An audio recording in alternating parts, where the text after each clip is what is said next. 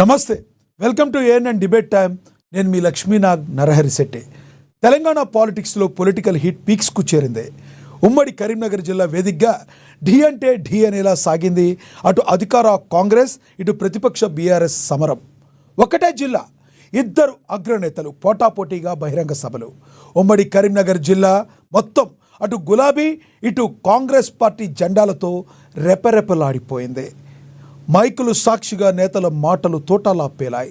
Punch డైలాగులతో మైకులు మార్బ్రోగిపోయాయి. జయశంకర్ భూపాలపల్లి జిల్లా వేదికగా రైతు భరోసా నిధులను విడుదల చేశారు ముఖ్యమంత్రి రేవంత్ రెడ్డి. బీఆర్ఎస్పై తీవ్ర స్థాయిలో విరుచుకుపడ్డారు. బీఆర్ఎస్ గోరీపై కాంగ్రెస్ జెండా ఎగరేస్తామంటూ ఆయన సంచలన వ్యాఖ్యలు చేశారు. ఇక తనదైన శైలిలో విరుచుకుపడ్డారు గులాబీ బాస్.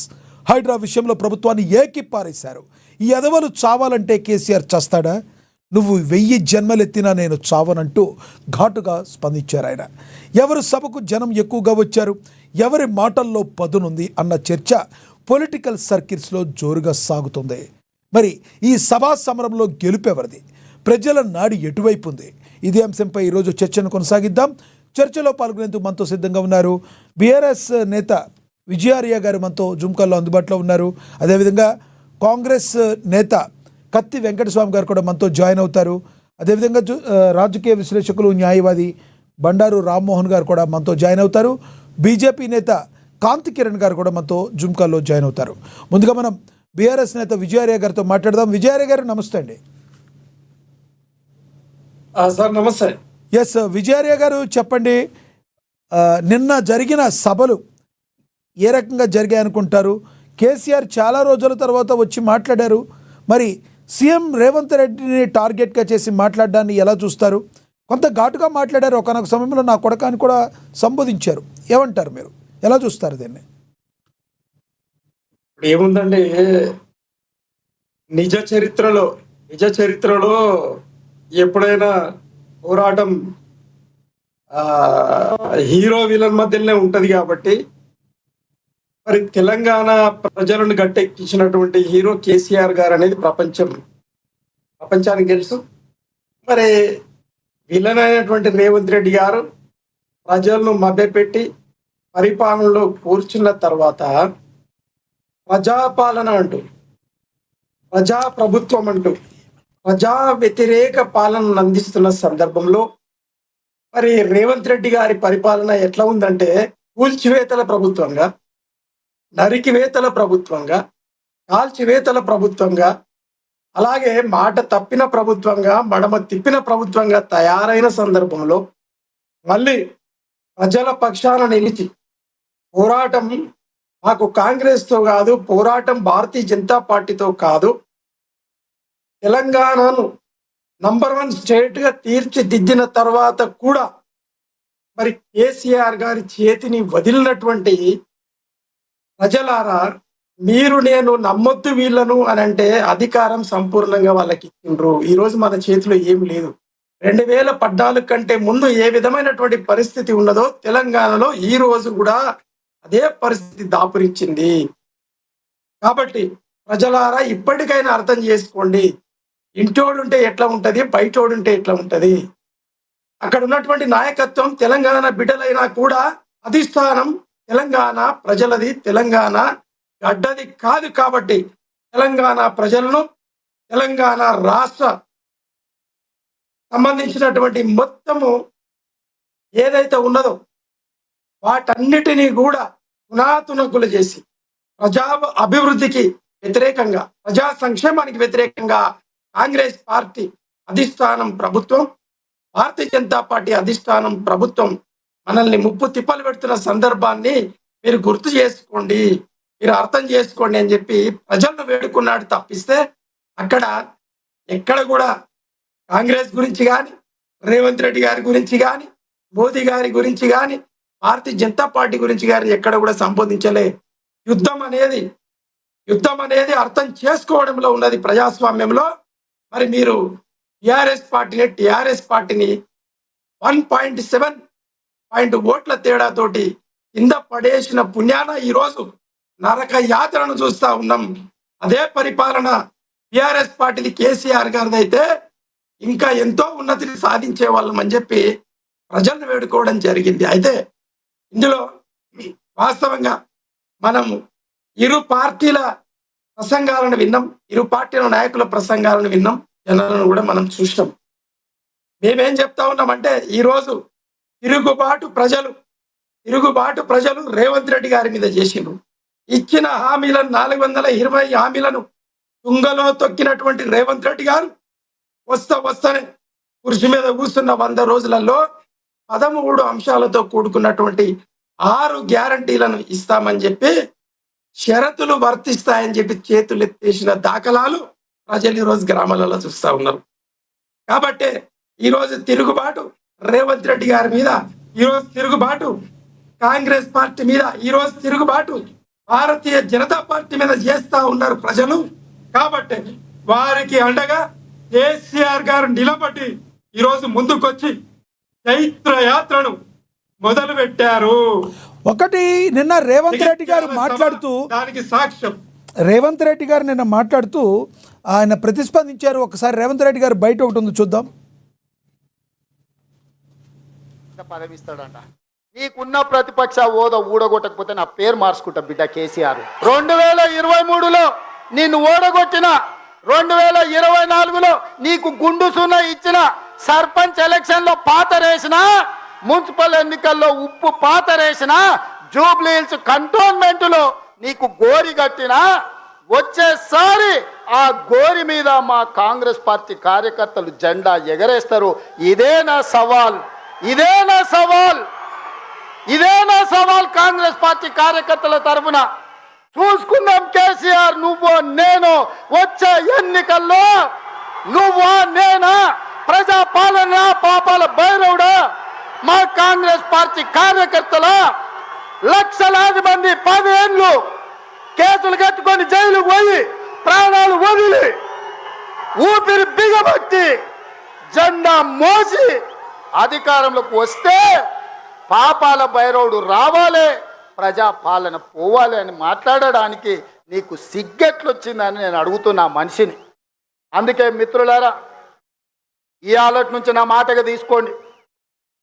ఎన్నికలు ఎన్నడొచ్చినా ఎప్పుడొచ్చినా ఒక్క మాట రాసి పెట్టుకోండి. చరిత్రలో కేసీఆర్ గారు జగిత్యాలలో నిన్ను పాతరేసి 100 మీటర్ల లోతు గోతి తీసి పాతి పెట్టే కార్యక్రమం జగిత్యాల కార్యకర్తలు తీసుకుంటారు. ఇవాళ నిన్ను పెద్ద మనిషి అని మేము పిలవాలనా? పెద్ద మనిషి అని పిలిపించుకునే అర్హత నీకు ఉన్నదా? నేను ఈ వేదిక మీద నుంచి అడుగుతున్నా. ఇవాళ పెద్ద మనిషిని. ప్రజాపాలన ఎందుకు పోవాలి, పాపాల భైరవుడు అధికారులు ఎందుకు రావాలో నువ్వు జవాబు చెప్పాలి. నీ పదవి కోసం, నీ అధికారం కోసం, నీ ఆకాంక్ష కోసం ఆనాడు 1983 చరిత్ర వెనక్కి వెళ్ళి ఆయన పూర్వతరాలు పుట్టు మచ్చలు ఇవ్వాలి. ఈ వేదిక మీద నుంచి నేను చెప్పదలుచుకున్నా. ఆయన నీతేంది, ఆయన జాతేంది, ఆయన దోస్తేందో ఇవాళ మీ అందరి ముందర నేను విజ్ఞప్తి చేయదలుచుకున్నా. మిత్రులారా, 1983లో తుమ్మల నాగేశ్వరరావు గారు సజీవ సాక్షి. ఆనాడు అన్న పెద్దలు నందమూరి తారక రామారావు గారు యువ న్యాయవాదిగా జగిత్యాలలో న్యాయవాది పదవిని బాధ్యత నిర్వహిస్తుంటే పిలిచి భుజం తట్టి నీకు ఎమ్మెల్యే టికెట్ ఇచ్చి నీకు ఎక్సైజ్ శాఖ మంత్రి ఇస్తే సంవత్సరం తిరిగే లోపలనే అన్న ఎన్టీఆర్ను వెన్నుపోటు పడిచి నాదెండ్ల భాస్కరరావుతోని జట్టు కట్టిన నువ్వు నాదెండ్ల రైట్. ఏమంటారు, జీవన్ రెడ్డి గారి మీద కూడా ఆయన డైరెక్ట్గా ఈ రోజున ఫస్ట్ టైం అటాక్ చేయడం జరిగింది నిన్న. ఎలా చెప్తారు మీరు? ఇక్కడ ఒక విషయం లక్ష్మీనాథ్ గారు, పాపాల భైరవుడు కేసీఆర్ గారు అంటా ఉన్నారు కదా, తెలంగాణ తెచ్చినందుకు కేసీఆర్ గారు పాపాల భైరవుడా? అర్హత గురించి మాట్లాడతాడు. ఏ అర్హత ఉన్నదని చెప్పి ఈ రోజు నువ్వు సీఎం కుర్చీ మీద కూర్చున్నావు. సీఎం కుర్చీ దేని వల్ల వచ్చింది? ఇలాంటి వెంకటస్వామి గారు లాంటి నాలాంటి నాయకులు కేసీఆర్ గారితో కలిసిపోయి ఏఏసీ ఉద్యమంగా మార్చి మేము పోరాటం చేస్తే వచ్చింది, నీవు పోరాటం చేస్తే రాలే. నువ్వు దొడ్డిదారిన వచ్చినటువంటి ముఖ్యమంత్రివి, ఇది వాస్తవం. నీకు ఏ అర్హత ఉందని చెప్పి నిన్న మేఘాల మీద నిన్న ఆగ మేఘాల మీద అది కాదండి, కేసీఆర్ దొడ్డిదారిన గారు వచ్చిన అక్కడ ముఖ్యమంత్రి అంటే ఒకటి, దొడ్డిదారిన ప్రజలే ఎన్నుకున్నారు కదా ఆయన కూడా. ప్రజలు ఎందుకుంటే దొడ్డిదారిన వచ్చిన ముఖ్యమంత్రి ఎలా అంటారు? మా పోరాటం కాంగ్రెస్ పార్టీతో కాదు, మా పోరాటం భారతీయ జనతా పార్టీతో కాదు. తెలంగాణ ప్రజలను మోసం చేస్తున్నటువంటి అధిష్టానాలతో ప్రజలను అర్థం చేసుకోనివ్వకుండా భ్రమ పెట్టినటువంటి విలన్లతో మా పోరాటం. ఒకటి ఆయన మాట్లాడుతూ ఉన్నాడు, ఈ రోజు పాపాల భైరవుడు అని మాట్లాడుతూ ఉన్నాడండి. తెలంగాణ నంబర్ 1 స్టేట్ గా 60 సంవత్సరాల కోసం 6 సంవత్సరాల్లో నంబర్ 1 స్టేట్ గా మార్చిన కేసీఆర్ గారు పాపాల భైరవుడా? కాళేశ్వరం కట్టినందుకు పాపాల భైరవుడా? సీతారామ ప్రాజెక్ట్ కట్టినందుకు పాపాల భైరవుడా? పాలమూరు రంగారెడ్డి కట్టినందుకు పాపాల భైరవుడా? ఈ రోజు 33 జిల్లాలు చేసినటువంటి పాపాల భైరవుడా? మరి గ్రామాలను సస్యశ్యామలను చేసి ఈరోజు ప్రతి అర్హత, ప్రతి బహుమతి తెలంగాణ గ్రామాలకు తెచ్చినటువంటి ఒక్కటి చెప్పండి సార్. ఎస్ సార్, ఒక్కటి చెప్పండి విజయార్య గారు ఒక్కటి చెప్పండి. ఒక్క మాట, ఒక క్వశ్చన్ విజయార్య గారు దయచేసి ఒక్క మాట క్వశ్చన్ మిమ్మల్ని అడగాలి. కాదు విజయార్య గారు, నా వాయిస్ వినబడుతుందా విజయార్య గారు? ఒక్క మాట. ఇప్పుడు ఇప్పుడు జనం మొత్తం కూడా కేసీఆర్ గారుని వ్యతిరేకించారు కాబట్టే కాంగ్రెస్ ప్రభుత్వానికి అవకాశం ఇచ్చారు. మీరు చెప్పినట్టు అన్నీ ఆయన చెప్పినట్టు చేసుంటే జనాలు అలా ఇచ్చేవాళ్ళు కాదు కదా. మూడోసారి కూడా కేసీఆర్ గారికి అవకాశం ఇచ్చారు. పాపాల భైరవుడా అని మీరు ఇన్ని ప్రశ్నలు వేశారు. కేసీఆర్ గారి కుటుంబంలో ఎంతోమంది మీద ఆరోపణలు వచ్చినాయి. ఈ ఆరోపణలన్నీ కూడా సరైనవి కావని ఆయన ప్రూవ్ చేసుకోలేకపోయారు. కొన్నిట్లో కొన్ని బయట ఉన్నాయి. ఇన్ని ఆరోపణల నేపథ్యంలో ప్రజలందరూ కూడా ఎందుకు ఇచ్చారంటారు కేసీఆర్ గారికి ఈ యొక్క మీరు ప్రతిపక్షంలో ఉండండి అని? అయ్యా లోక్నాథ్ గారు, ఇప్పుడు లక్ష్మీనాథ్ గారు, మేము వాస్తవం మీరు అన్న మాటకు మేము అంగీకరిస్తాం. కేసీఆర్ గారు ఒప్పుకున్నారు కూడా. ఆ 1.7% ప్రజలు మన వైపు నిలబడితే ప్రభుత్వం మన వైపు వచ్చేది. మన లోపల ఏదో లోపాలు ఉన్నాయి కాబట్టే ఇది జరిగింది. కాబట్టి ప్రజలను వాళ్ళ అధికారాన్ని మనం శిరసా వహిస్తాం. కాంగ్రెస్ కి వాళ్ళని పరిపాలన చేయనిస్తామని చెప్పి 2.5 సంవత్సరాలు నోరు మూసుకుని కూర్చుంటే కూడా ఈ రోజు కేసీఆర్ గారిని ఏమంటారనంటే ఫామ్ హౌస్ ముఖ్యమంత్రి, ఫామ్ హౌస్ మాజీ ముఖ్యమంత్రి అంటారు. ఇది ఎక్కడంటే ఏమంటే అంటే మాట్లాడితే తప్పే, ప్రశ్నిస్తే తప్పే, సైలెంట్ గా కూర్చుంటే కూడా తప్పే అని అంటే ఈ రోజు 2.5 సంవత్సరాలలో నీవిచ్చిన హామీలు ఏమేమి నెరవేర్చినవో వైట్ పేపర్ ఇవ్వయా అని మరి అసెంబ్లీలో అడిగితే కూడా అసెంబ్లీలో మీకు నోరు రాదు.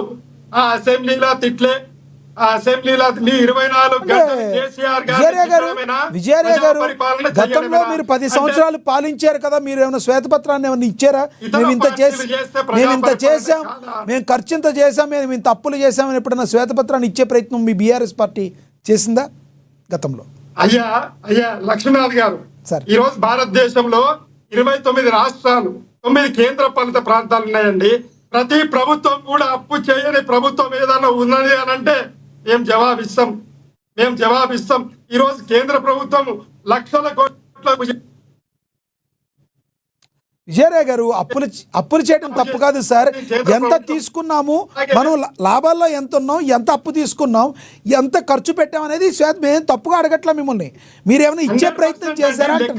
లెక్కలలో మేము ఇచ్చినాం కదా, వైట్ పేపర్ ఇచ్చినాం కదా, విడుదల చేసినాం కదా.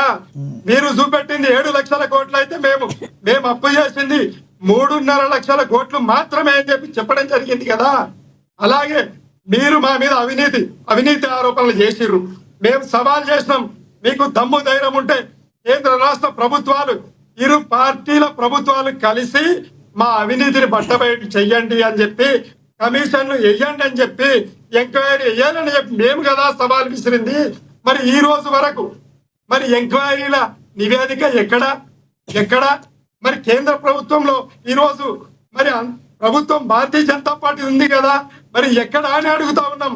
మా మీద తప్పులు ఎత్తరు, మా మీద నివేదికలు ఇయ్యరు, మమ్మల్ని జైల్లో పెట్టనందుకు అని అడుగుతా ఉన్నామంటే మేము అవినీతి చెయ్యలేదు అని మీ నివేదికలే సాక్ష్యం. ఏంటి హరీష్ రావు గారు ఢిల్లీలో మంతనాలు గల ప్రధాన కారణం ఏంటంటారు? రకరకాలుగా బయట మాట్లాడుకున్నారు, మీరు చెప్తే బాగుంటుంది. ఎస్, అయితే ఇక్కడ హరీష్ రావు గారు ఢిల్లీ వెళ్ళడానికి కారణం ఏంటంటే వీళ్ళు తప్పుడు ఆరోపణలు చేస్తూ కమిషన్లు వేసారు. కమిషన్లకు మేము హాజరైనాం. ఎవరెవరైతే మాకు నోటీసులు ఇచ్చారో వారందరం కూడా మేము హాజరైన సందర్భంలో ఇక్కడ రాజ్యాంగం ఎవరి కోసమైనా రాజ్యాంగమే అన్నప్పుడు రేపు పొద్దుగల్లా మా ముందల ఏదైతే కాళేశ్వరం ఇష్యూ ఉన్నదో రేపు హైకోర్టు నుండి వచ్చేది ఉంది తీర్పు. ఆ సందర్భంలో మరి రేపు పొద్దుగాల వచ్చేటటువంటి తీర్పు ఏ విధంగా ఉన్నా కూడా మరి మా న్యాయవాదులతోటి మేము చర్చించుకునే హక్కు మాకు లేదా? మీరు చెప్పండి. ఒక జర్నలిస్ట్ గా అన్నప్పుడు మేము రాజ్యాంగబద్ధంగా తీర్పు ఏమన్నా మీకు ఏమైనా వ్యతిరేకతగా వస్తే సుప్రీంకోర్టుకి ఎలా వెళ్ళాలనే ఆలోచనలు ఏమైనా వెళ్ళారంటారా? బయట ఉంటాయి కదండి. ఒక్క మాట, ఇప్పుడు నిజ నిర్ధారణలో భాగంగా వాళ్ళు నోటీసులు ఇచ్చిండ్రు, మేము హాజరైనాం. ఒకవేళ తీర్పు మాకు వ్యతిరేకంగా వచ్చినా అనుకూలంగా వచ్చినా మా న్యాయవాదులతోటి మరి అనుకూలంగా వస్తే ఏంది, వ్యతిరేకంగా వస్తే ఏంది మాట్లాడుకునే హక్కు అధికారం మాకు కదండి. ఒకవేళ మాకు అన్యాయం జరిగినప్పుడు మేము ఖచ్చితంగా అప్పీల్ చేసుకోవాలి కదండి. మరి అలాంటప్పుడు ఆ సందర్భాన్ని కూడా తప్పు పడితే మేము ఏం చెయ్యాలా అంటే ఇంత దుర్మార్గంగా ఆలోచనలు ఉన్నటువంటి రేవంత్ రెడ్డి గారు, మరి అలాగే మోదీ గారు నిన్నగాక మొన్న మహిళా బిల్లు విషయంలో ఎంత డబల్ గేమ్ అండి మోదీ గారి. అది వేరే టాపిక్ మాట్లాడదాం. ఒక్క సెకండ్ ఆయననే మహిళ పాస్ చేపిస్తాడు. అందులో మెలిక పెడతాడు ఏంటంటే డీలిమిటేషన్ సెన్సెస్. మరి సెన్సెస్ కాకముందే డీలిమిటేషన్ కాకమునిపే మళ్ళా 3 రోజుల స్పెషల్ సెషన్ పిలుస్తాడు. మరి ఎందుకు పిలుస్తాడు అంటే ఐదు రాష్ట్రాలలో ఎన్నికలు ఉన్నాయి. మరి అపోజిషన్ పార్టీలు అన్నింటినీ కూడా మహిళలకు దూరం చేయాలని చెప్పి మరి ఆ విధంగా తీర్పునిస్తూ మమ్మల్ని అవమానపరచడానికి మహిళా బిల్లుకి ఎవరు వ్యతిరేకం లేరు భారతదేశంలో. మరి ఆయన ఈ రోజు కూడా ఆ మెలిక పెట్టకుండా ఆనాడు ఏది సెన్సెస్ కు డీలిమిటేషన్ మెలిక పెట్టకుండా ఒకవేళ పాస్ చేస్తే ఏ పార్టీలన్నా వ్యతిరేకించరా? మాట్లాడదాం. విజయరాయ్ గారు సైడ్ ట్రాక్ అవుతుంది, మాట్లాడదాం. మెయిన్ ఈ రోజు మనం టాపిక్ ఇది, డీలిమిటేషన్ మీద మరొకసారి మాట్లాడదాం. ఎస్, మనతోటి కత్తి వెంకటస్వామి గారు ఉన్నారు, కాంగ్రెస్ నేత. ఆయనతో మాట్లాడదాం. వెంకటస్వామి గారు నమస్తే సార్. నమస్కారం. వెంకటస్వామి గారు, నిన్న రాజకీయాలు తెలంగాణలో ఒక్కసారి వేడెక్కాయా అన్నంతగా అయింది.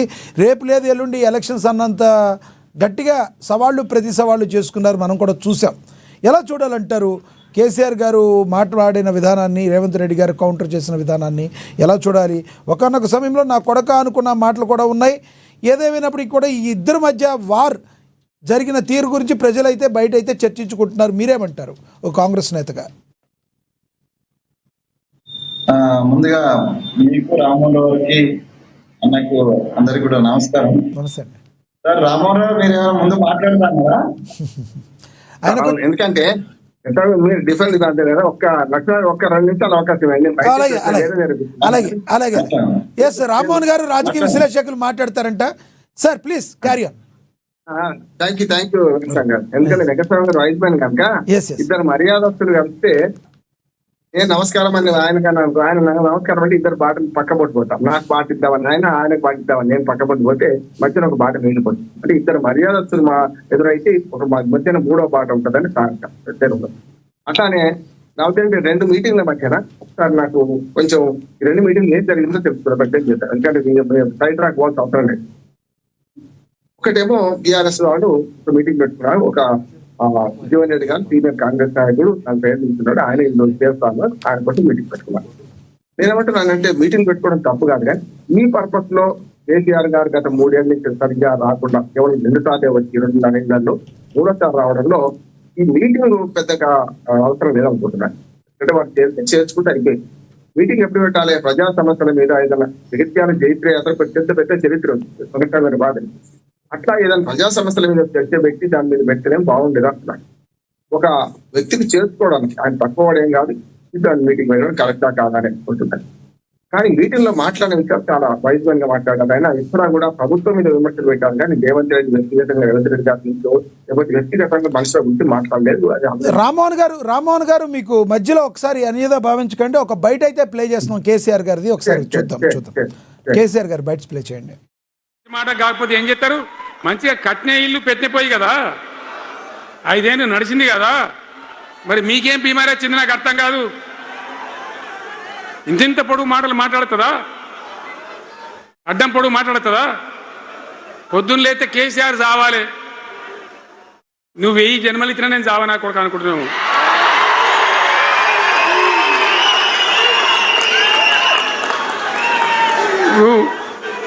ఉట్టి మీద దాచిపెట్టింది, మన ఇళ్ళలో దాతారు కదా, ఏది ఉట్టి ఉట్టి అని ఉంటుంది. ఇప్పుడు మీకు తెలుసో లేదో కానీ ఇప్పుడు ఈ మధ్యలో ఫ్రిడ్జ్లు మోపోయిన మునుపు ఉట్టి అనేది ఉంటుండే. ఎండిపోయిన చేపలోకి నీ రొయ్యలో అవి ఉంటే వరుగులు ఉంటే దాంట్లో పెడుదురు. పిల్లికి అందదా ఉట్టి, కింద కూసుకొని శాపం పెడతా ఉంటుంది, ఈ తెగాలే పడాలి తెగాలే పడాలి. పిల్లి శాపానికి ఉట్టి తెగుతుందా? మరి ఈ విధవలు కేసీఆర్ చావాలంటే కేసీఆర్ దత్తడా? మీ దీవెన మీ ఆశీర్వచనం ఉంటే జీవన్ రెడ్డి గారు అన్నాడు, నాకు 75 ఏళ్ళు వచ్చినాయి. జీవన నేను చెప్తున్నా, నాకు కూడా 72 వచ్చినాయి. నీ వెనకనే నేను కూడా లైన్లోనే ఉన్నా. నేను ఒక్కటే మాట చెప్తున్నా, ఈ మా దేశభక్తి శ్రీనివాసేమో నాకు ఇంత పెద్ద కట్ట రాసి ఇచ్చాడు, నువ్వు మాట్లాడాలి ఇవన్నీ అని. అవన్నీ కాదు, ఇక్కడ దరిద్రం పోయేదాకా, ఇక్కడ టాప్ టు బాటం అన్ని వర్గాల ప్రజలు ఇది మా తెలంగాణ. దానికి ఆ హైడ్రాకు ఆ పిసిసి ప్రెసిడెంట్ అని ఉంటాడు ఆయన, కాంగ్రెస్ కమిటీ అధ్యక్షుడు, ఆయన నిజామాబాద్లో పోయి చెప్తుండు, హైదరాబాద్లో హైడ్రా, నిజామాబాద్ కూడా తెత్తాం బిడ్డ, నిజామాబాద్లో నిడ్రా, రేపు జగిత్యాలలో కూడా జిడ్రా అంటాడు. ఇక అది ఏం కావాలి? మొత్తం పేదల కొంపలన్నీ కూల్చుడేనా? కేసీఆర్ రాజ్యానికి వచ్చినప్పుడు 3.5 లక్షల మందికి పేదలు ఎక్కడ ఉన్నారో అక్కడనే పట్టాలు ఇచ్చినాం. వాళ్ళని ఆగం చేయకుండా పాపం గరీబోళ్ళు 3.5 లక్షల కుటుంబాలకు హైదరాబాదు చుట్టుపక్కల వేరే పట్టణాల్లో కూడా పట్టాలు ఇచ్చిన వాళ్ళని బతకనిచ్చినాం. ఇలా ఏం కూలగొట్టుడు? అది పుస్తకాలు కూడా తీసుకుని పోరాటాలు చదువుకునేటి అంతే గిరితమా? నేను ఒక్కటే మాట మనం చేస్తా ఉన్నా, గ్యారంటీగా బీఆర్ఎస్ గవర్నమెంట్ వచ్చేది ఖాయం. మొట్టమొదటి రోజుల్నే ఈ ఐటాంటోని ఎత్తి అవతల వరేస్తామని చెప్పి మనం చేస్తా ఉన్నాం. రైట్.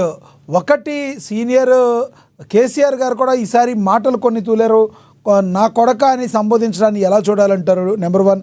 ఇక నెంబర్ 2 ఏంటంటే ఆయన ఒక నెక్స్ట్ క్వశ్చన్, ఆయన ఏజ్ని బయటికి చెప్పి ప్రస్ఫుటం చేసి నేను ఇంకా చెయ్యగలను, జీవన్ రెడ్డి కంటే నేను ఇంకా చిన్నోడిని అని చెప్పడం, నేనేమి చావను, మీరు అలాంటి ఆశలు పెట్టుకోవద్దని చెప్పడం, ఆయన ఏజ్ని సభాసాక్షిగా మరొకసారి పునరుద్ఘాటించడాన్ని ఎలా చూడాలంటారు? ఏమంటారు మీరు దీన్ని?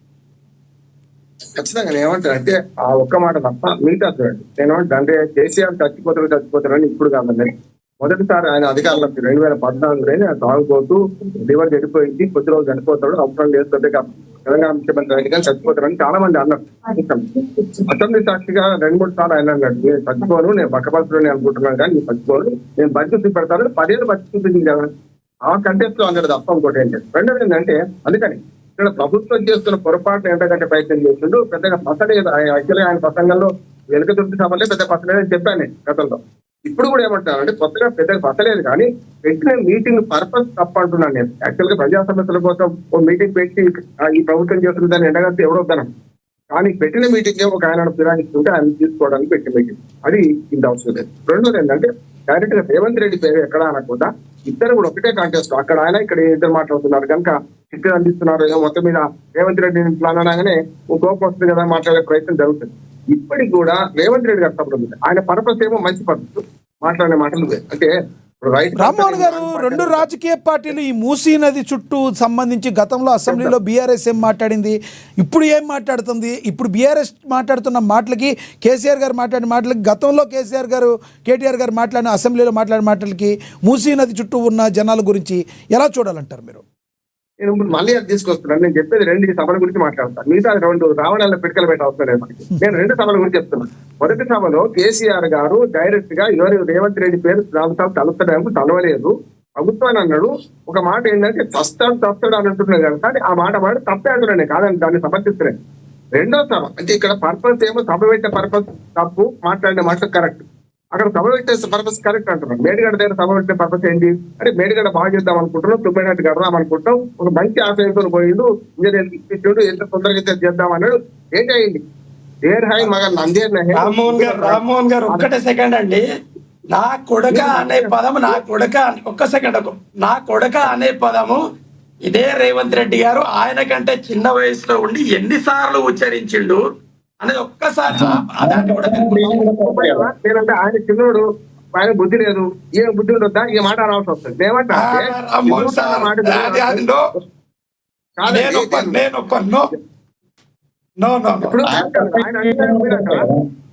అంటే మీరు అన్న మాటలేదు రండా సన్నాసి పనికిరానుడా వెదవా మీరు అనలేదా?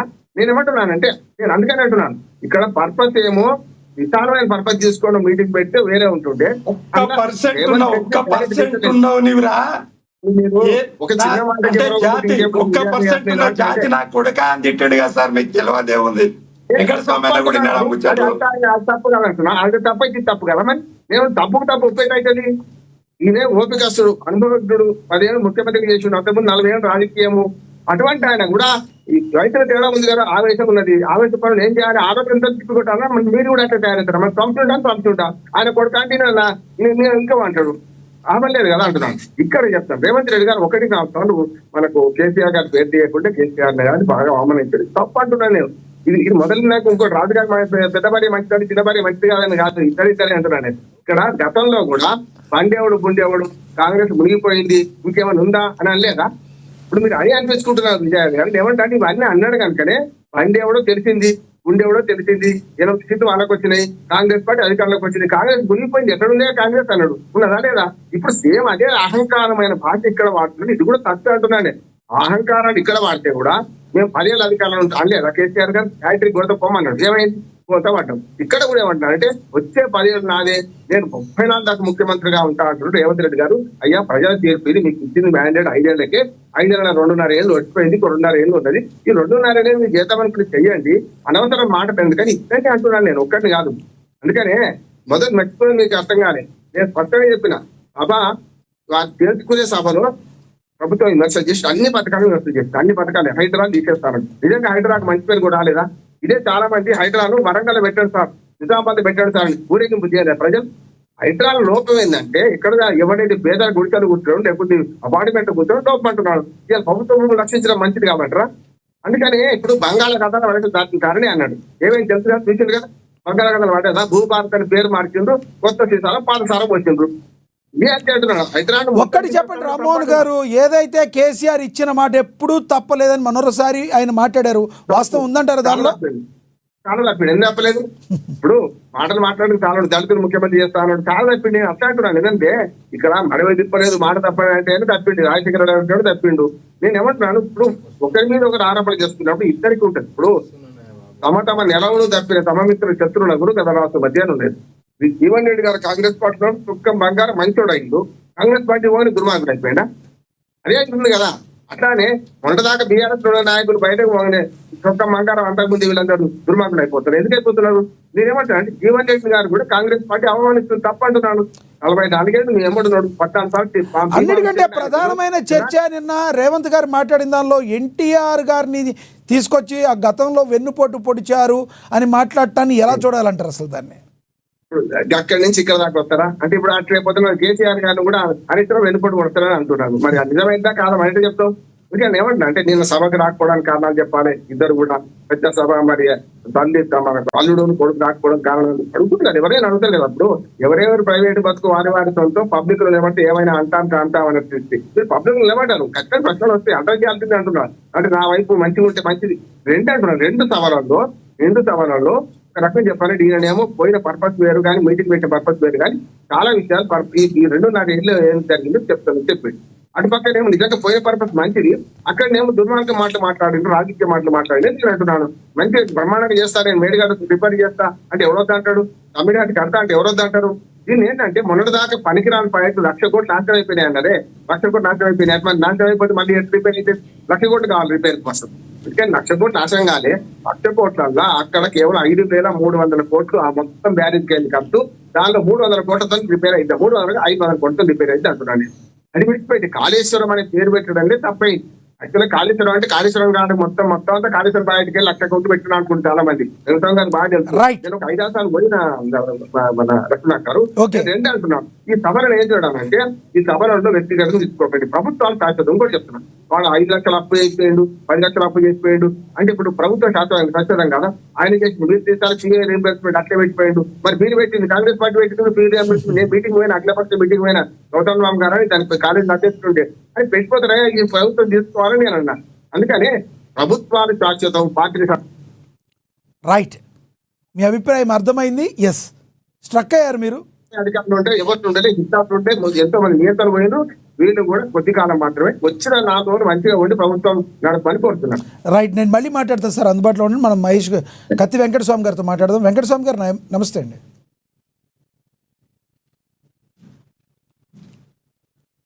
నమస్కారం. ఎస్ సార్, వెంకటస్వామి గారు ఎలా చూస్తారు నిన్న జరిగిన సభల తీరుని, ఏమంటారు మీరు? ఇప్పుడు 2 సభలు పెట్టి 2 సభలు వీళ్ళు 4 సభలు పెట్టుకుంటే మొత్తం రాజకీయమే మారిపోయిందని మీడియా వాళ్ళు ఎందుకు ఉలిక్కి పడుతుంది నాకు అర్థం కాలేదు. ఇది ఒక సభ, అది ఒక సభ. ఈ సభ మా సభకు సంబంధించి 99 రోజుల ప్రోగ్రామ్ లో భాగంగా అక్కడ జరిగినటువంటి సభ. దాంట్లో ఇంకొక అంశం రామ్మోహన్ రావు గారు చెప్పినటువంటి అంశం, మంచి అంశం ఏంటంటే అక్కడ రైతు భరోసాను మళ్ళీ 2వ విడత విడుదల చేయడం. ఆ విడుదల చేసి అక్కడికే మాట్లాడుంటే కేసీఆర్ నా కొడుక నీ కొడుక అన్నా కూడా మావాడు కొంచెం సమయం పాటించుండేది అంటే ముఖ్యమంత్రిగా డిగ్నిఫైడ్ గా ఉన్నాడు అని అనిపించుకునేవాడు. సో ఆయనే గుండెత్తేసిండని ఈయన గుండెత్తేసిండు అంతే, దాంట్లో ఏం లేదు. నేను ఇంకొకటి కేసీఆర్ గారు అన్న దానిలో వెంకటస్వామి గారు అంటే తాను సభ పెడితేనే 2వ విడత పడినయి అంటే నేను 3వ సభ పెట్టాలనా అన్న, దాని గురించి ఏమంటారు మీరు? అంటే నేను అంత తప్పుగా కేసీఆర్ గారితో పోల్చాను, కానీ వారు కొన్ని చెప్తారు, వారు కొన్ని సామెతలు చెప్తారు. ఆ సామెతలలో అది మా అన్నకు తెలుసు రామారావు ఆ సామెతల దానికి నేను పోను లోపలికి. కేసీఆర్ గారిని అంత పోల్చాను నేను, ఎందుకంటే ఆయన పెద్ద మనిషి. సో నేనేమంటున్నా అంటే మేము మా ప్లాన్ లో 2వ విడత ఎప్పుడు ఇవ్వాలనేటువంటిది మా ప్లాన్ లో 99 days యొక్క ప్లాన్ లో మాకు ఉంది. కేసీఆర్ గారు పెట్టగానే జీవన్ రెడ్డి చేరంగానే జగిత్యాల చైత్ర యాత్ర అని అంటే అదొక త్యాగాల పురిటిగడ్డ, అది పోరాటాల పురిటిగడ్డ. జగిత్యాల నేను ఏబీపీలో పెరిగినా RSS లో పెరిగినా, కానీ జగిత్యాల చైత్ర యాత్రకు కమ్యూనిస్టులు నక్సలైట్ చేసిన త్యాగాన్ని మర్చిపోలేనటువంటి త్యాగం. దొరలను ఉరికిచ్చినారు, దొరలు పోయి కుక్కడిపల్లిలో చేరడానికి కారణం ఆ రోజు జగిత్యాల చైత్ర. అట్లాంటి చైత్ర యాత్రతోటి పుట్టి జీవన్ రెడ్డి గారి జీవనయాత్రను పోల్చడం అనేటువంటిది మంచిది కాదు. నేను ఏమంటున్నా అంటే పోల్చేటప్పుడు పదాలు కూడా ఎందుకంటే ఎప్పుడో నేను మా పార్టీకి సంబంధించి కూడా ఆడపోయి మన ఇది మన ఆదిలాబాద్ జిల్లాలో ఒక మీటింగ్ పెట్టినప్పుడు ఉట్నూరు దగ్గర, అప్పుడు కూడా దానికి సంబంధం లేదు, మనం అక్కడ పెట్టి మాట్లాడకూడదు. ఎందుకంటే ఆడ జరిగినటువంటి పోరాటంలో చనిపోయినటువంటి వాళ్ళ చేతిలో మనం పోయి అక్కడ మన ప్రభుత్వం టైంలోనే అందరినీ కాల్చి చంపినటువంటి ఇది మన బెంగళరావు ప్రభుత్వం టైంలో అక్కడ పెట్టి మనం మాట్లాడేది అని అమరవుల స్థూపం అప్పుడు మేమే అబ్జెక్ట్ చేసాం. అట్లా ఆ పోలిక మంచిది కాదు. అయితే నేనేమంటున్నా అంటే రామ్మోహన్ రావు గారు కేసీఆర్ గారికి అక్కడ సభ పెట్టుకునేటువంటి పూర్తి హక్కు ఉన్నది. ఆయన ప్రజా సమస్యల మీద అడిగే హక్కు ఉన్నది. జీవన్ రెడ్డి గారిని చేర్చుకున్న క్రమంలో దాన్ని ఒక వాళ్ళు ఈవెంట్ గా చేయదలుచుకున్నారు, చేసుకున్నారు, ఆ స్వేచ్ఛ ఉంది, ఓకే.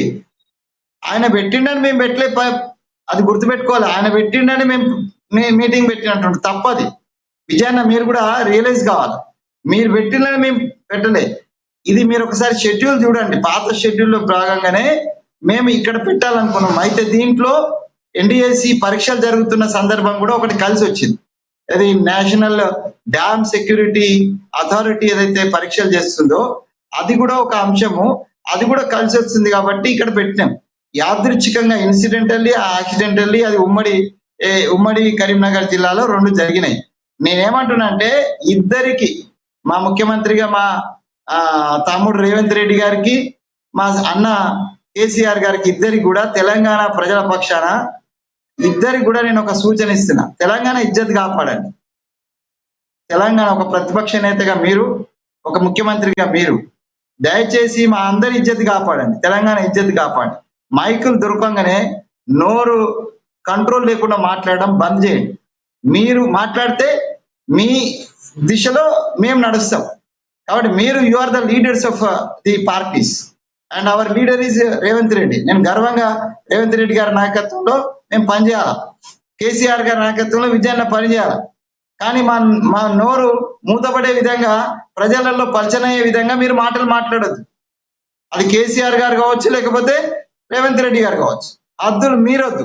తెలంగాణ ప్రజల యొక్క ఆత్మగౌరవం సంబంధించి తెలంగాణలో అంటే ఇట్లనే మాట్లాడుకుంటారు, తెలంగాణ అంటే భాష రాదు, తెలంగాణ అంటే మీటింగ్ పెడితే తిట్టుకుంటారు, ఆ తిట్టు కూడా అమనాభూతులు తిట్టుకుంటారు అనేటువంటి అపవాదు ఈ తెలంగాణ రాజకీయ నాయకులకు వద్దు. దయచేసి మీ ఇద్దరి కారణంగా మాలాంటి వాళ్ళం రాజకీయాలలో మేము కూడా ఉన్నాం కదా, మాకు కూడా అపవాదు వద్దంటున్నాను నేను. దయచేసి ఇద్దరిని కూడా నేనేం సమర్థిస్తలేను. అది ఆ భాష పొరవడిని దయచేసి చేతులెత్తి నమస్కారం పెట్టి ఆ పెద్ద ఆయనకు మా సాధ్యుడు ఇద్దరికి కూడా నేను చేతులెత్తి నమస్కారం చేస్తున్నా. భాషను మార్చండి. వెంకటస్వామి గారు, మీరు జీవన్ రెడ్డి గారిని బుజ్జగించే క్రమంలో మీరు కూడా ఆయన కలిసినట్టుగా నేను సామాజిక మాధ్యమాల్లో చూశాను. వ్యక్తిగతంగా మీరు వెళ్ళినట్టున్నారు. ఏంటి అక్కడ ఏం జరిగింది? ఎందుకు ఆపలేకపోయారు జీవన్ రెడ్డి గారిని? ఎస్ నేను ప్రైమ్ పర్సనాలిటీ. ఎప్పుడు మీడియాలోకి నేను ప్రైమ్ కాకపోవచ్చు, మా పార్టీలో చాలా మందికి ప్రైమ్ కాకపోవచ్చు, కానీ మా అధిష్టానానికి నేను ప్రైమే. నన్ను ప్రత్యేకించి పంపించినారు ఆయన దగ్గరికి. నేను ఆయన కడుపులో తలకాయ పెట్టి చెప్పిన, అన్న 4 రోజులు ఆగమని. ఎందుకంటే 5 రాష్ట్రాల ఎలక్షన్స్ ఉన్నాయి. కాకపోతే ఆయన బాగా నొచ్చుకున్నాడు. కారణాంతరాలు నాకు ఇంటర్నల్ కొన్ని విషయాలు ఆయన చెప్పిండు, కొన్ని చెప్పలేదు. నేను చెప్పిన విషయాలు బయటికి చెప్పాను. ఎందుకంటే నన్ను నమ్మి ఒక మిత్రుడుగా నన్ను చెప్పినప్పుడు ఆయన చెప్పిన విషయాలు నేను బయగాతం చేయలేను. Friend is a friend who never exploit the weakness of the friend. I never exploit the weakness. I never exploited the weakness of KCR. I know so many things about the KCR. నేను ఆయన సహచరుడిగా పనిచేసిన, అత్యంత సహచరుడిగా ఒక అంచనా తిన్నాం, ఒక మంచంలో పడుకున్నాం. ఆయనని ఇవాళ నేను నెగిటివ్ గా ఆయన వ్యక్తిగతం మాట్లాడలేను.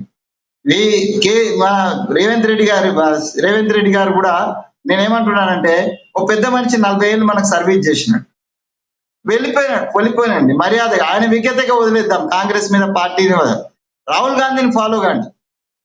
రాహుల్ గాంధీకి అత్యంత సన్నిహితుడైనటువంటి జ్యోతిరాదిత్య సింధియా పార్టీని వదిలిన రోజు మా ఎల్ఓపి వెరీ డిగ్నిఫైడ్ గా ఒక్క పదం కూడా వ్యతిరేకంగా మాట్లాడలే.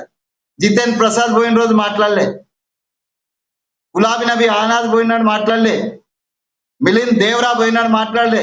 రాహుల్ గాంధీకి ఉన్న ఓపికను తెచ్చుకోండి అని మా నాయకత్వాన్ని నేను సూచిస్తున్నా. ఎందుకు జీవన్ రెడ్డి గారిని విమర్శించాలి? జీవన్ రెడ్డి గారికి ఆల్ ది బెస్ట్ చెప్తున్నా నేను. జీవన్ రెడ్డి గారు సుఖ సంతోషాలతోటి శేష జీవితం అంతా అక్కడ మంచిగా ఉండాలనే కోరుకుంటున్నాను నేను. ఎందుకంటే 40 ఏళ్ళండి, ఒక 40 సంవత్సరాలు ఒక పార్టీకి సేవ చేసిన ఆయనను తూచని తీసేస్తామా? అది పద్ధతి కాదు, మేము ఒప్పుకోము. మా పార్టీ నుంచి ఎవరు కూడా జీవన్ రెడ్డి గారిని విమర్శించకండి. వారు జీవన్ రెడ్డి గారు మమ్మల్ని విమర్శించడం, పార్టీని విమర్శించడం ఆయనకే విజ్ఞతగా వదిలేద్దాం. పెద్ద మనిషి కదా, విజ్ఞతగా వదిలేద్దాం. దాన్ని ఆసరా చేసుకొని జీవన్ రెడ్డి గారిని అడ్డం పెట్టుకొని టిఆర్ఎస్ పార్టీ చేస్తున్నటువంటి దాడిని అద్భుతంగా ఎదుర్కొందాం. మన టార్గెట్ జీవన్ రెడ్డి గారు, మన టార్గెట్ కేసీఆర్, మన టార్గెట్ టిఆర్ఎస్. కేసీఆర్ గారు తప్పు మాట్లాడితే ఎదుర్కొందాం, టిఆర్ఎస్ పార్టీ తప్పు ఆలోచన చేస్తే ఎదుర్కొంటాం. ఎదుర్కొనే శక్తి మాకు ఉంది కాబట్టి చాలా కాన్ఫిడెంట్ గా మా ముఖ్యమంత్రి గారు చెప్పినారు, మేము రాబోయే కాలంలో కూడా మేము అధికారంకి వస్తామనేటువంటి విశ్వాసాన్ని తను వ్యక్తం చేసిండు. ఒక ప్రతిపక్ష నేతగా, యుద్ధ నాయకుడా, ఒక దళపతిగా నేను అధికారంకి వస్తా, పునరధికారంకి వస్తా అని చెప్పడం చాలా సహజం. రామ్మోహన్ రావు గారు 34 వరకు మేమే ఉంటామనేటువంటి చెప్పడం చాలా సహజం సార్. ఎందుకంటే నేను వస్తాననేటువంటి విశ్వాసం వ్యక్తం చేయకపోతే నేను ఎట్లా నడుపుతానండి రేవంత్ రెడ్డి గారు వెనకాల? అరే ఈ 5 ఏళ్ళకేనండి, తర్వాత మనం వస్తామో రావా మనకు తెలియదనంటే నడుస్తామా? అట్లానే కేసీఆర్ గారు మనం పడిపోయిన ఇక లేవం రాబాయనంటే నడుస్తారా? కాదు. యుద్ధ దళపతులుగా వాళ్ళ స్టేట్మెంట్స్ కరెక్ట్, దళపతులుగా ఇద్దరు స్టేట్మెంట్స్ కరెక్ట్. నేనేమంటలేను, వారు విశ్వాసం ఉండాల్సిందే, పునర్ అధికారంకి వస్తామని, మేము అధికారం కొనసాగిస్తామని అధికారం మేము మాట్లాడాల్సిందే. సో రామ్మోహన్ రావు గారి పాయింట్ లో నేను చాలా ఏకీభవిస్తున్నా. సభ మంచిది పెట్టుకున్నాం, పాజిటివ్ గా చెప్పుకుంటే అయిపోయేది. And we would have ignored the joining of the మన జీవన్ రెడ్డి అండ్ కేసీఆర్ సభను ఇగ్నోర్ చేస్తే అయిపోయేది. ఇప్పుడు ఎట్లుంటది అని అంటే, చాలా సార్లు పాలిటిక్స్ లో మొన్నటి దాకా రేవంత్ రెడ్డి గారు వేసిన వ్యూహంలో ఎలక్షన్ టైంలో టిఆర్ఎస్ ఇరుక్కున్నది. నేను ఈ మధ్య కాలంలో కల్పిస్తుంది ఏంటంటే టిఆర్ఎస్ వ్యూహంలో మేము ఇరుక్కుంటున్నామేమో అని. ఇప్పుడు నిన్నటి సభలో అంతే కదా, మేము పెట్టిన సభ యొక్క పాజిటివ్ అంతా చెప్పేదంతా మీరు మీడియా వాళ్ళు ఎక్స్పోజ్ చేస్తలేరు. కేవలం రేవంత్ రెడ్డి గారు జీవన్ రెడ్డి నన్ను కేసీఆర్ ను చూసుకో అని అన్నది చూసిండ్రా, అది ఇద్దరం మాత్రమే మాట్లాడుకుంటే expose మధ్యలో చేస్తున్నారు. మీడియా వాళ్ళు మేమేం చేశాం సార్? మేము ఇచ్చిన వేల కోట్ల విషయం వస్తలేదు. మేము ఇచ్చినటువంటి రిపేర్ కోసం మేము కట్టుబడి కాదు సార్. అది తిట్టింది ఆయన బాగానే ఉన్నారు, తిట్టించుకున్న వాళ్ళు వాళ్ళు బాగానే ఉన్నారు. మధ్యలో మీడియా వాళ్ళు మేము హైలైట్ చేయలేదు అంటారు.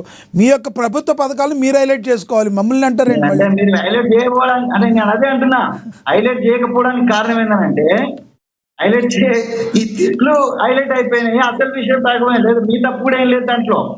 ఇప్పుడు తిట్లు హైలైట్ అయినప్పుడు ఇప్పుడు పిఆర్పి పెరగాలని అంటే తిట్లే ప్రధానమైనటువంటి రోజులు కదా.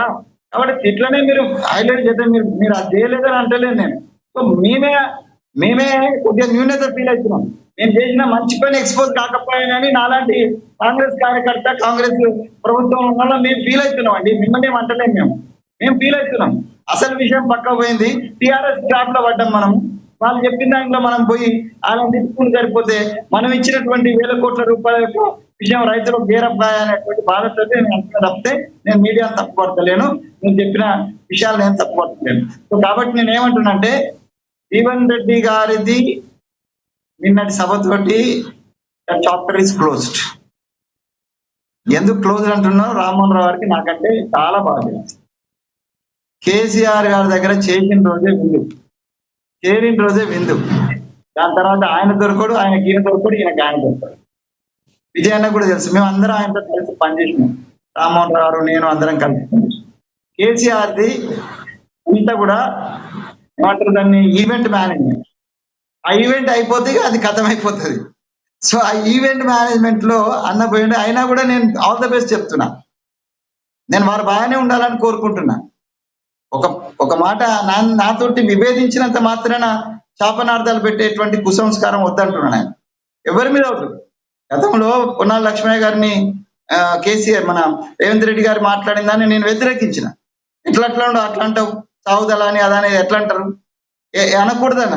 ఇలా జీవన్ రెడ్డి గారిని కూడా అదే ధోరణిలో ఒక మాట అన్నారు అనుకోని, పద్ధతి కాదు అది. నేను ఏమంటున్నా అంటే, కొద్ది సమయం అసలు బాధ్యతలలో ఉన్నారండి. మేము లేం బాధ్యత ప్రభుత్వ బాధ్యతలలో పెద్ద పొజిషన్లో లేనిలోమో మేము బాధ్యతాయుతంగా వ్యవహరిస్తున్నాం. మీరు బాధ్యతలో ఉండి కూడా బాధ్యతాయుతంగా వ్యవహరించకుంటే ఎట్లా? అదే it is KCR it Revanth Reddy గారు మాట్లాడాలి. కానీ ప్రభుత్వం ఏం చేయలేదు అన్నట్టున్నట్టేదంటే ఏం చేయలేదు. మేము ఆయన వచ్చి ఆయన లక్ష ఇల్లు ఇచ్చిందట, 3 లక్షల పట్టాలు ఇచ్చిందంటే మేము ఏం చేయలేదు. ఒకసారి డాటా తీద్దాం. మేము వచ్చినాక ఏం చేసినా మీరు వచ్చిన విజయన లాంటి విజ్ఞులు, తర్వాత రామ్మోహన్ గారు లాంటి పెద్దలు కూర్చొని దీని మీద మీ టీవీలో ఒక చర్చ పెట్టండి. అసలు ఈ 2.5 సంవత్సరాలు జరిగింది ఏంది, ఆ 9.5 సంవత్సరాలు జరిగింది ఏంది, ఒక అర్థవంతమైన చర్చ పెడదాం. దాని ద్వారా ప్రజలకు ఉపయోగం ఉంటది. ప్రజా బాహుల్యంలో మనం పాజిటివ్ గా తీసుకుపోవాలి, కొట్లాట తీసుకుపోకండి. రాజకీయాలలో శత్రువులు ఉండరండి, పోటీదారులు ఉంటారు. మీరు ఎందుకు శత్రువుగా చూస్తున్నారు? ఇటోళ్ళు అటు పోతున్నారు, అటోళ్ళు ఇటు వస్తున్నారు. ఎవరు శత్రువులు అండి, ఎవరు మిత్రులు? రాజకీయాల్లో పోటీదారుడు ఉంటాడు, ప్రత్యర్థి ఉంటాడు, కానీ శత్రువు ఉండడు. కాబట్టి కేసీఆర్ గారిని మేము శత్రువు అనుకోకూడదు, మమ్మల్ని కేసీఆర్ శత్రువు అనుకోకూడదు. ఇది ప్రజల కోసం మేము వివిధ మార్గాల్లో కొట్లాడుతున్నాం. నేను నా ఆలోచన విధానం ప్రకారం, కాంగ్రెస్ పార్టీ విధానం ప్రకారం నేను ప్రజలకు సంక్షేమము, అభివృద్ధి చేయాలనుకుంటున్నా. నీ ఆలోచన విధానం ప్రకారం నువ్వు చేస్తున్నావు. నీకు అవకాశం ఇప్పుడు నువ్వు చేస్తావు, నాకు అవకాశం వచ్చినప్పుడు నేను చేస్తున్నా. దీని మీద మనం చర్చ పెడదాం, ప్రజల యొక్క అభిమతం తీసుకుందాం అని అంటే ఒక బహిరంగ చర్చకు మేము చివరికి ఏం చెప్తారు సార్? మేము 2.5 సంవత్సరాలు ఏం చేసినామో, రేవంత్ రెడ్డి గారి నేతృత్వంలో 2.5 సంవత్సరాల్లో మేము ఏం చేసినామని. ఇక దొడ్డిదారి గిడ్డిదారి ఇవన్నీ మాట్లాడుకోకూడదు. ఎందుకనంటే ఎవరి గురించ తాను ఎరగదన్నట్టుగా ఎవరి వెనకాల వాళ్ళకు ఉన్న ఇవన్నీ పోట్లకు సంబంధించో లేకపోతే దానికి సంబంధించి ఎవరికి సంబంధించి వాళ్ళకు ఒక మచ్చనే ఉన్నది. ఆ మచ్చల మీద మనం మాట్లాడుకోకుంటే మన విలువ కూడా దక్కుతుంది, నా ఉద్దేశం. Sir right. విజయార్య గారు కంక్లూడ్ చేయండి మీరు. ఇప్పుడు అక్కడ వెంకటస్వామి అన్న గారు ఉన్న తర్వాత, రామ్మోహన్ గారు ఉన్న తర్వాత నేను కొద్దిగా తగ్గాల్సి వస్తుంది. ప్రాబ్లం అది. అది. అంటే ఇష్యూ ఏందంటే తెలంగాణకు సంపూర్ణమైన నాయకత్వం అంటే విఘ్నులు, ప్రతి పౌరుడు విఘ్నులు. అయితే ఇక్కడ నాయకత్వము, రాజకీయ నాయకత్వం లేక ఆ లేమి వల్ల Congress party, Bharatiya Janata party, Telugu Desam party ఇవన్నీ కూడా తెలంగాణ ప్రజలు నిర్వీర్యం చేస్తూ వస్తున్న సందర్భంలో ఒక మాట దిగి పెద్దన్నగా తెలంగాణను ఒక రాజకీయ కోణంలో యుద్ధం చేసి తెచ్చిన మాట వాస్తవం. ఆ దాన్ని కొనసాగిస్తున్నదే తప్పిస్తే కేసీఆర్ గారి దగ్గర పోయి ముద్దులు పెట్టుకుంటామా? ముద్దులు పెట్టుకు ఏం చేస్తాం కేసీఆర్ గారి దగ్గర పోయి? అంటే తెలంగాణ ప్రజలు ఏంటంటే ఎమోషనల్ పర్సనాలిటీస్. అంటే ఎప్పుడు దగ్గర ఉండాలి, ఎప్పుడు కూర్చోవాలి, ఎప్పుడు తినాలి, ఎప్పుడు లేవాలి, ఎప్పుడు చర్చించుకుంటూ ఉండాలనే ఒక ఆలోచన విధానంతో తెలంగాణ ప్రజలు ఉంటారు. అంటే వెరీ ఫ్రెండ్లీ ఫ్యాక్టర్ తోటి ఉంటారు. అయితే ఈ సందర్భంలో ఒక మాట, ఉద్యోగ సమయంలో అందరితో గంటలు గంటలు కూర్చున్నాడు. ఉద్యమ సమయంలో రోజులు గంటలు కూర్చున్నారు. ఉద్యమం అయిపోయి తెలంగాణ రాగానే నిన్ను ఎడంకాలతో ఒక తన్నుదంతే ఎవరికైనా కోపం వస్తుందన్నా?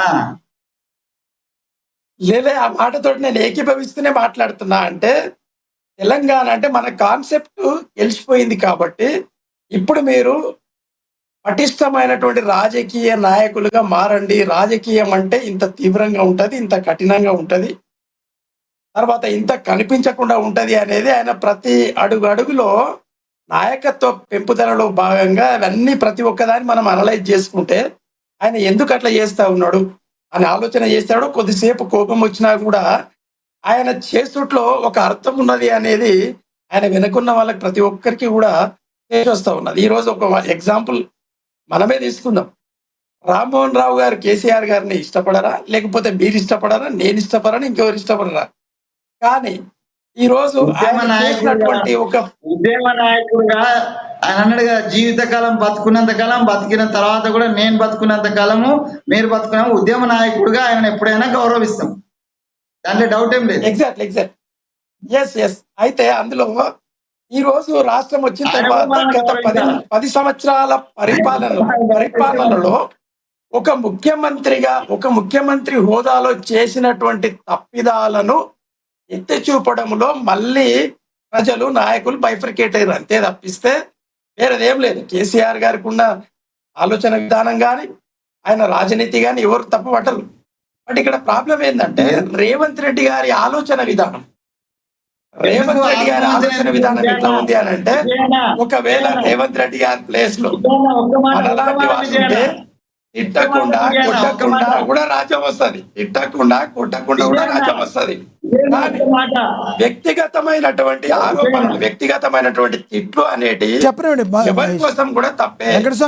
రేవంత్ రెడ్డి గారికి 100 సార్లు మీలాంటి నాయకులు పార్టీలో చెప్తానే ఉన్నారు, కేసీఆర్ గారిని తిట్టకు, అది చెడు అని చెప్తా ఉంటే ఆయనకు అలవాటు అయిపోయింది.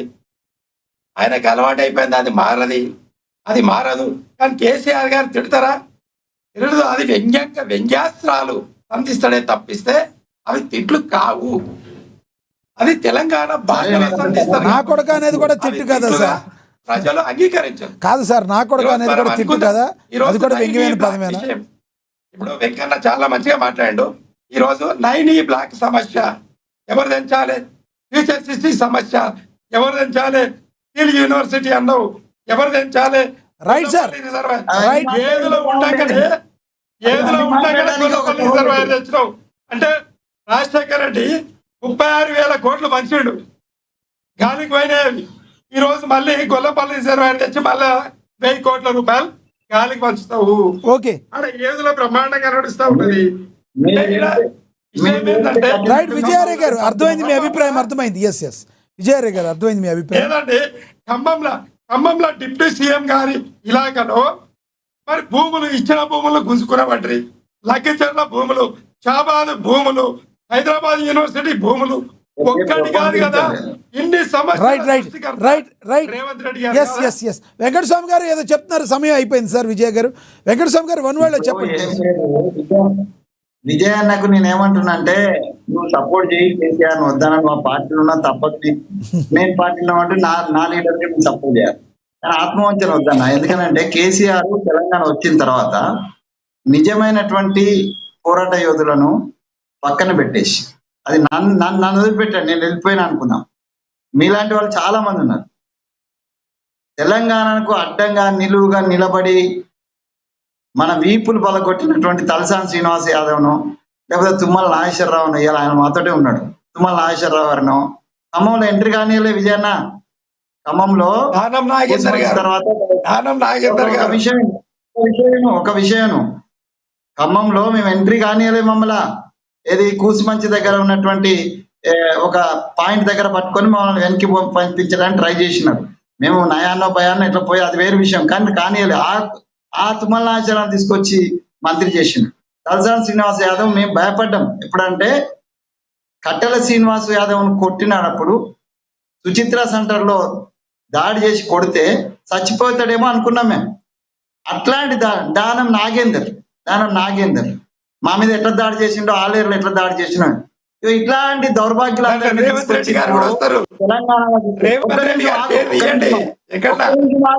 ఒక్క నిమిషం ఆగు, అడ్డుపడకు, ఒక్క నిమిషం ఆగు.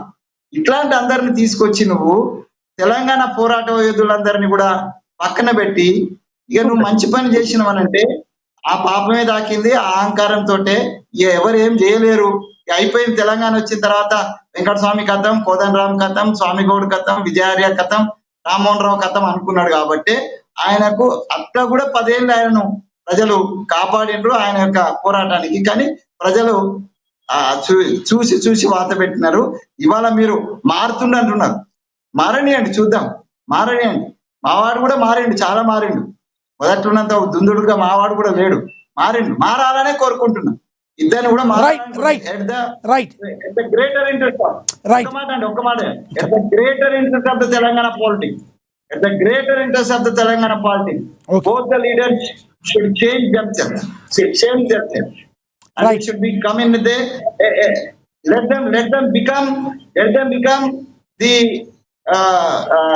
not all the politicians కాకుండా వాళ్ళు స్టేట్స్మెన్ పాలిటిక్స్ చేయాలి.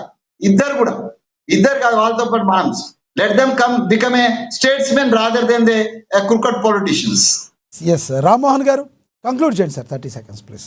ఏం లేదు సార్, నా ఉద్దేశం ఇంతకుముందు అంతకన్నా మంచి మాట ఏముంది. స్టేట్మెంట్ పార్టీకి చేయమంటారు వెంకటస్వామి గారు. ఇప్పుడు ఇంకా ముగ్గురు మధ్య లొల్లేదు, ఎవరికి లొల్లేదు. నేను చెప్పడానికి కేసీఆర్ గారితో అనుబంధం అంటే వాళ్ళిద్దరికీ తాకేకపోతుంది. ఎందుకంటే నేను మంత్రి అనుకున్నాను, నేను కాంగ్రెస్ పార్టీ, ఆయన టీడీపీ. కానీ మా ఊళ్ళో పరిస్థితి కోసం ఇక్కడ ఉండేటప్పుడు ఇచ్చిన ఆయన వేయించిన కష్టపడ్డాడు. ఒక నెహ్రూ కేంద్రం మా జిల్లా కేంద్రంలో ఉండాల్సిందంటే వాడు ఎక్కకపోతుంటే మేము అడ్డం అనుకున్నాం. నేను కేసీఆర్ గారు రాష్ట్రానికి నెహ్రూ కేంద్రం. అందుకే నేను ఆయన వచ్చినప్పటికీ ఒక్కనాడు కూడా ఆయన కలవలేదు. అంటే అఫీషియల్ మీటింగ్ తప్ప ఒకనాడు నేను వేరే కలవలేదు. నాకు 15 అడగలేదు. నేను నాకు కోదలుచుకోలేదు. అందుకే ఏమంటే అంటే విధాన పరంగా మంచి అయితే మంచి చెడ్డ చేద్దామంటున్నాడు, చెడ్డ అంటున్నాడు అంటారు. కానీ ఆయన స్పష్టంగా ఎవరి సలహాలు తీసుకోవాలో వారి సలహాలు తీసుకోకపోవడం వల్ల సలహాదారులు తప్పుడు పనిలో పెట్టుకోవడం వల్ల నష్టపోయింది అంటున్నాం. చెప్పినప్పుడు తెలంగాణ చూస్తాం. అందుకే నేను ఒకటే బొమ్మాయి నుండి తండ్రి కాకండి మీరు మా తెలంగాణ సమాజానికి అని ఫస్ట్ స్టేట్మెంట్ నేనే ఇచ్చిన. బొమ్మాయి నుండి అంటే అందుకని నష్టపోయింది అంటున్నాను. ఓకే, ఇవాళ ఈ 2 సభలు అట్లా రావాల్సింది. తప్పు ఇంకోటి ఏం లేదు. 2 సభలు పెట్టినవి కరెక్ట్, మాటలు కరెక్ట్ కాదంటున్నాను. రైట్, ధన్యవాదాలండి మీ అభిప్రాయం తెలియజేసినందుకు బండారు రామ్మోహన్ గారు. అదేవిధంగా కత్తి వెంకటస్వామి గారు ధన్యవాదాలండి, కాంగ్రెస్ నేత. అదే విజయార్య గారు ధన్యవాదాలండి మీ అభిప్రాయాన్ని తెలియజేసినందుకు. ఏది ఏమైనప్పటికీ కూడా నిన్న ముఖ్యమంత్రి రేవంత్ రెడ్డి సభ కావచ్చు, కేసీఆర్ గారి సభ కావచ్చు, కాకతాళీయంగా ఒకే రోజు వచ్చినాయి తప్పితే దాన్ని కుదుర్చుకొని ఏవి కావు అనేది అందరి ప్రభుత్వం యొక్క వాదన. మరోవైపు ఏదైతే పరుష పదజాలంతో మాట్లాడి తెలంగాణ యొక్క పరువుని, అస్తిత్వాన్ని గంగలో కలపొద్దని పలువురు రాజకీయ విశ్లేషకులు, మేధావులు, సీనియర్లు మరి చెప్తున్నప్పటికీ కూడా ఒకరి మీద ఒకరు విమర్శనాస్త్రాలు సంధించుకోవడం మరి ఏ రకంగా చూడాలి అని మరికొంతమంది తలలు పట్టుకుంటున్న పరిస్థితి. ఏదేమైనప్పటికీ పెట్టిన కాన్సెప్ట్ ప్రభుత్వాన్ని అక్కడ రైతులకు విడుదల చేయాల్సిన 2వ విడత నిధులు మరి దాన్ని ప్రొజెక్ట్ చేయడంలో మరి కొంత తీసుకెళ్లడంలో ఈ యొక్క తిట్ల దండకం అనేది వెనకబడికి వేసింది అని చెప్పి కొంతమంది మాట్లాడుతున్న పరిస్థితి. ఏది ఏమైనప్పటికీ ఇది రాజకీయంగా పెనుదుమారం అయితే రేగేటట్టుంది, ఇక్కడితో ఆగేటట్లేదు. కేసీఆర్ వర్సెస్ రేవంత్గా ఉండేటట్టుంది. మరి చూడాలి రానున్న రోజుల్లో మరి ఏ రకంగా మరి 2 పార్టీలు వెళ్తాయి.